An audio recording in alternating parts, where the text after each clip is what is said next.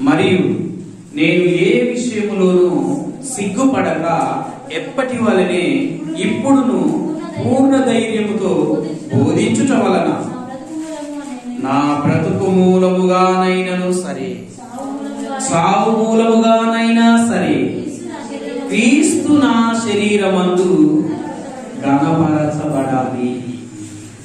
అందరూ చదువుదాం. నేను చెప్పింది అందరూ చెప్పండి నాతో పాటు. నా బ్రతుకు మూలముగానైనను సరే, సావు మూలముగానైనను సరే, క్రీస్తు నా శరీరమందు ఘనపరచబడాలి. యేసుక్రీస్తు నమ్ముకున్నందుకు ఏం జరగాలి? నీ చావులో కూడా దేవునికి మహిమ రావాలి. నువ్వు బ్రతికే బ్రతుకులో దేవునికి మహిమ రావాలి.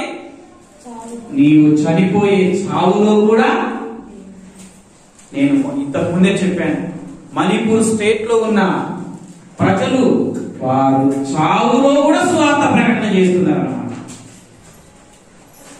ఎంతమంది వారి చావు వాట్సాప్ లో చూసి మారు మనసు పొందట్లేదు? వాళ్ళ మారు మనసుకు వాళ్ళ చావే కదా కారణం. చావు మూలంగా కూడా దేవుని నామాన్ని కనపరచాలి. అందరికీ చావు వస్తుంది.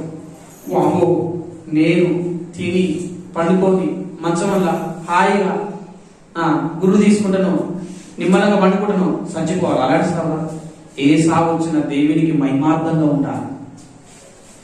మన చావు కూడా ఒక సువార్తగా